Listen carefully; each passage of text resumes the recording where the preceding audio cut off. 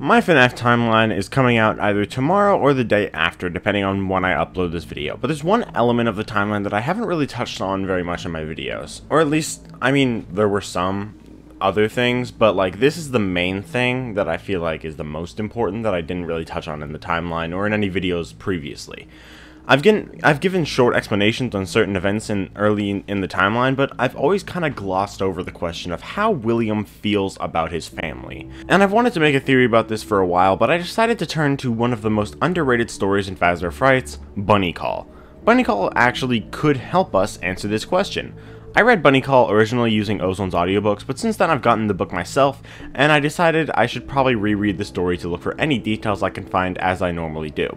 Along the way I'll point out anything that could relate the main character of Bob to William Afton as well as any other connections I notice, and I'll fully explain my theory on how William feels about his family, and especially his kids, at the end of the video.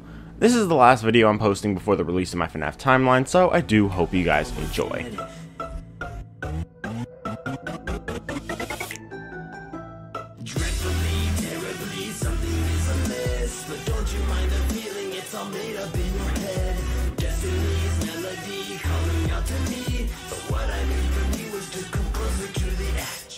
Number 1. A weird aspect of the story that I always knew was a coincidence but still want to mention, just for fun, is that Bob's oldest son is named Tyler. In the Cliffs, the name of the main character is Robert, which Bob is short for, and Robert had one son at the time named Tyler. We obviously knew these can't be the same people since Bob actually says that he's been with and loved his wife for 12 years, and Tyler in Bunny Call is only 10. Robert's wife had died in childbirth in the Cliffs, and Tyler was like 2 or 3 during the Cliffs.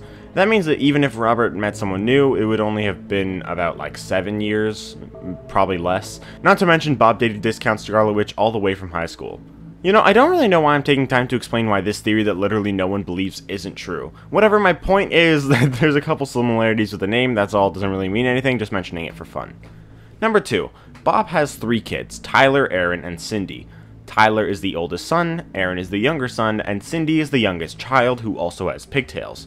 In Sister Location, on some occasions, there are actually some slowed down audio clips of babies saying the numbers 1, 5, 7, and 8. It's possible that these could actually be the date Elizabeth was born, January 5th, 1978.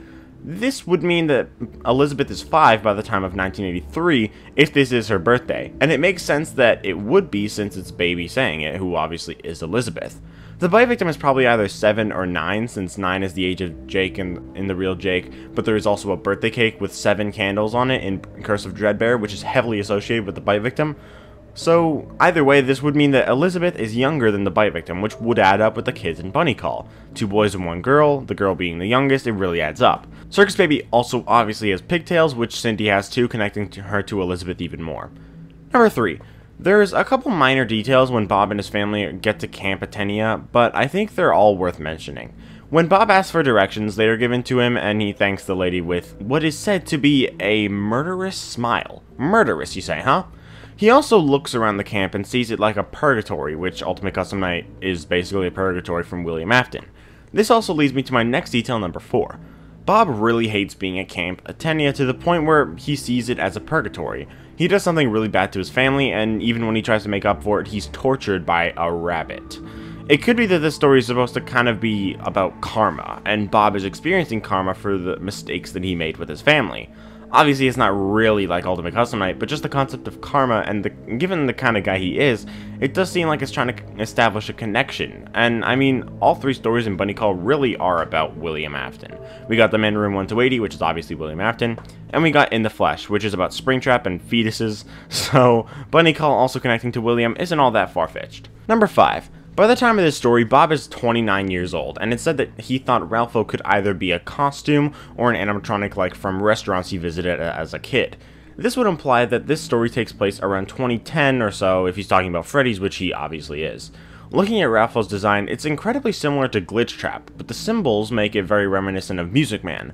Maybe Ralpho is supposed to be a parallel to Music Man, but in Security Breach there is actually an arcade machine with Ralpho on it, implying that he himself exists, so he's probably not a parallel. Meaning it's possible that maybe Music Man and Ralpho are, obviously different characters, but actually originated at the same restaurant. Also, since Ralpho looks incredibly similar to Glitchtrap, and the fact that he's the main antagonist of a character like Bob, it really seems to solidify a connection to Afton. Number 6. About a third of the way through the story, Cindy watches a clown painting a red-headed girl's face. Cindy then begs the clown to do the same to her. This very much seems like a connection to Circus Baby, which also does further connect Elizabeth and Cindy. Number 7. I think everyone knows this already, but I wanted to mention it here. Ralpho makes his rounds between 5 and 6 a.m. This very clearly connects to the animatronics in most of the FNAF games, moving around from 12 to 6 a.m. Interestingly, at 6 a.m. at the end of the story, Ralpho stops attacking, which is just like the characters in the games. That also leads to an interesting idea that I have, so we'll get to that in a little bit. Number 8. Before Bob remembers Ralpho, he heard an owl. He was into animal symbolism, and owls represented death, but also renewal and rebirth. So because of this, I decided to look up what a rabbit represents, just for fun, since like William Afton is obviously heavily associated with them. I found that it can have both negative and positive meanings, but one that stuck out to me was fear, which seems to fit William's character pretty well.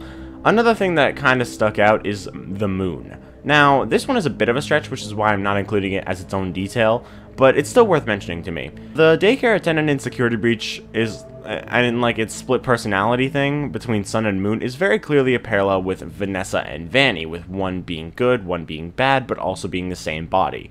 Since Vanessa, the Vanessa Bunny, is the evil one, and Moon is also the evil one, Moon and Vanny are kind of parallels with each other, and since bunnies spiritually represent the moon, it kind of makes sense. But as I said, it could just be a coincidence. Number 9. Around 5 a.m., after Bob has been torturing himself through the night thinking about his choice of signing up for the bunny call, he goes outside and meets a man named Philip, who had also signed up for a bunny call and was also feeling guilty about it. Interestingly, Philip seems to be more severe about the situation at hand than Bob thought he should be. Bob also tells Philip a story about his mom for some reason, but in the middle of the story he stops and listens to the wind. But he questions whether or not it actually was the wind he was listening to. Nothing comes of it. It's just a few oddly specific details, and it kind of makes me think that Philip isn't actually real, but he's a sort of figment of Bob's imagination. Maybe he's like Bob's conscience or something. Number 10. The idea of Ralpho, the animatronic, going around to people's cabins kind of reminds me of the Fazbear Funtime service in FNAF AR, since in both cases it's an animatronic coming to the place you live. Obviously in this story it's just a temporary cabin, but technically for the week they are living there, and it's just a pretty interesting connection to me. Number 11. This one is kind of in the same vein as Detail 5. We all know Bunzo bleeds in Poppy Playtime. Ralpho bleeds in Bunny Call. This is interesting because we know there is supposed to be someone in the suit, but there isn't. The fact that this rabbit costume bleeds is very clearly a connection to Springtrap, aka William Afton, and since Bob and Ralpho are antagonists in the story, they are kind of associated with one another, which could help associate Bob with William Afton. This also ties into the final detail, number 12. At the end of the story, it's revealed that the person who dresses up as Ralpho overslept and that Ralpho couldn't make his rounds. The fact that it happened that night of all nights is just a little bit contrived, but we can forgive it because it makes for an absolutely awesome ending. And it makes the story much better than it already is, and I already really like the story. But if Ralpho didn't make his rounds, then who attacked Bob? Was it just the animatronic? I don't think so. We don't get a clear indication of how long Camp Atenia has been open for, but if Ralpho was dangerous, I don't think they would use him at all. I think it's actually more likely that Ralpho, kind of like Blackbird and the Nightmares from Pizza Kit, was just a manifestation of Bob's guilt. Not only does Ralpho go away at 6 a.m., he literally just flat out disappears, almost as if he wasn't real in the first place. Do you guys agree? Let me know in the comments. But all of this, every connection between Bob and William Afton really seems to show that maybe William Afton isn't a psychopath. I mean, I think he's more of a sociopath if anything, but I think at first he was actually a good person and an okay father, I guess. But I do agree with people that he would have at least some trouble with feelings. Not to the point where he didn't have any, but to the point where he marries because he feels obligated to in order to look successful in the eyes of fans of his and Henry's business with what at the time had been Fredbear's singing show.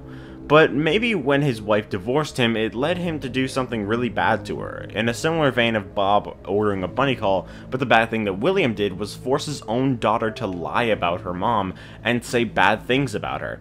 Eventually, Mrs. Afton kills herself, and maybe this could be the point where William actually realizes that he's lucky to have a family. He's still not all that caring, but he does care enough to want to protect his kids, which he does. But when they all die or leave, he's basically got nothing left. I don't think his children's deaths are the main reason he killed, or at least not because of his grief, but I think they did play a part. I think William did care, but not enough that he would actually be a good father. But what do you guys think? Let me know in the comments if you agree with my theory, but as we all know, tomorrow is the anniversary of FNAF. My FNAF timeline will be coming out tomorrow as well, and I'll actually be streaming FNAF 1 after that. If we get any news, I'll also check that out on stream, but I guess we'll see. But anyways, guys, I hope you all enjoyed this video. If you did, then please do leave a like and subscribe if you want to, and I'll see you tomorrow with the FNAF timeline.